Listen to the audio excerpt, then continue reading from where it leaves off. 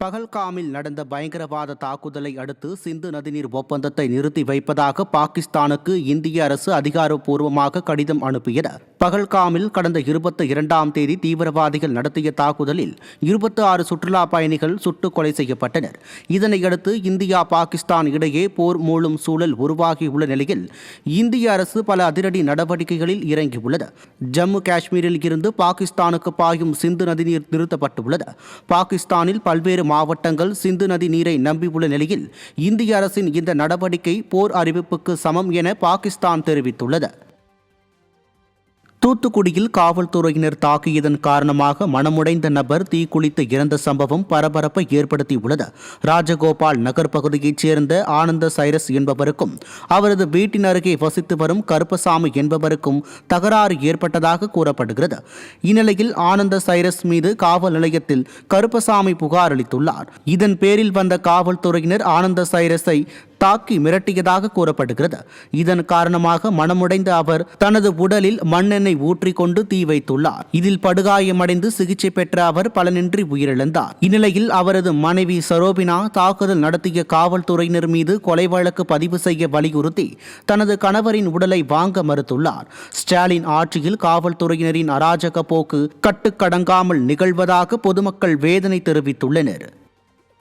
அங்கே பக்கத்தில் கம்ப்ளைண்ட் பண்ணோன்னா நீங்கள் வந்து அடிக்கலாமா? எதுக்கு நீங்கள் அடிக்கீங்க? அவனை விசாரிக்கதானே உரிமை உங்களுக்கு கொடுத்துருக்காங்க. போலீஸ்காரங்களுக்கு என்ன உரிமை கொடுத்துருக்கு? விசாரிக்கதா? மக்களுக்கு ஒரு பாதுகாப்புக்கு தான் அவனை கொடுத்துருக்காங்க. அப்போ நீங்கள் வந்து ரெண்டு பக்கம் விசாரித்து யார் மேலே தப்பு இருக்கானே நீங்கள் தண்டிக்கணும். இல்லை ரெண்டு பேசி அவனை மிரட்ட நீங்கள் போயிருக்கணும். எனக்கு அவங்களுமே இங்கே நடவடிக்கை எடுக்கணும். அவங்க எப்படியா காப்பி எங்களுக்கு வேணும். தேனி மாவட்டத்தில் விவசாயிகள் குறைதீர்க்கும் கூட்டத்தில் பல்வேறு குற்றச்சாட்டுகளை போட்டு உடைத்து விவசாயிகள் ஸ்டாலின் அரசின் லட்சணத்தை அம்பலப்படுத்தினர். மாவட்ட ஆட்சியர் அரங்கில் நடைபெற்ற கூட்டத்தில் ஏராளமான விவசாயிகள் பங்கேற்ற நிலையில் இதில் ராயப்பன்பட்டியைச் சேர்ந்த விவசாயி ஒருவர் உத்தமபாளையம் வட்ட வழங்கல் அலுவலர் காரில் வந்து ரூபாய் 25,000 லஞ்சம் பெற்று செல்கிறார். ரேஷன் கடைகளில் இருந்து ஆட்டோக்கள் மூலமாக மூட்டை மூட்டையாக ரேஷன் அரிசி கடத்தப்படுகிறது. ரேஷன் கடை ஊழியர்கள் ஒவ்வொரு முறையும் 10,000 ரூபாய் லஞ்சமாக பெறுகின்றனர் என கூறி இதற்கெல்லாம் ஆதாரம் என்னிடம் இருக்கிறது என தெரிவித்தார்.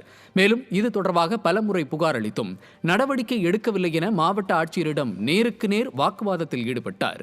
இதேபோல மயிலாடும்பாறையைச் சேர்ந்த விவசாயி தங்கள் ஊரில் பலருக்கும் சொந்தமான பட்டா உள்ளிட்ட ஆவணங்கள் இருந்தும் இடத்தை மட்டும்தான் காணவில்லை என்றும் ஓய்வு பெற்ற காவல்துறை அதிகாரி ஆக்கிரமிப்பு செய்துள்ளதாகவும் குற்றம் சாட்டினார். 2 ஏக்கர் மிச்சம் இருக்குங்கய்யா.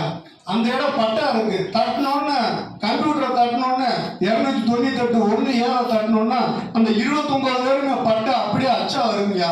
ஆனா அந்த இடத்த பார்த்தோம்னா வடிவேலு காமெடி சொன்னது மாதிரி நான் சொல்ல வேண்டியிருக்கீங்க. ஆனா இடம் பட்டாவில் இருக்கு. ஆனா இடத்த காணாம வச்சுக்கிறாரு.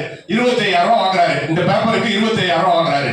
ஒரு அதிகாரி அரசு அதிகாரியை போய் இப்ப சுட்டு வாங்கிட்டு இருந்தா ஒரு உத்தமோட டிஎஸ்ஓ ஒரு மேடம் வந்து கார்ல வந்து ரூபாய் எடுப்பாங்க. என்கிட்ட போட்டோ இருக்கு, ஃப்ரண்ட் டிரைவ் இருக்கு. எந்த இதுவுமே எந்த ஜேஆர் நடவடிக்கை பண்றாரு, டிஆர் நடவடிக்கை பண்றாரு, எதுவுமே எடுக்க மாட்டாரு. அதனால நானும் இந்த சம்சாரம் ஒரு விசாரத்தில் இருக்கா இப்ப பரிசு எழுதிக்கிட்டே இருக்க மாதிரி எழுதிக்கிட்டே தான் இருக்கேன், கொடுத்துக்கிட்டே இருக்கேன். ஆனா எந்த பேப்பருக்கும் எனக்கு முறையா பதில் இல்லை.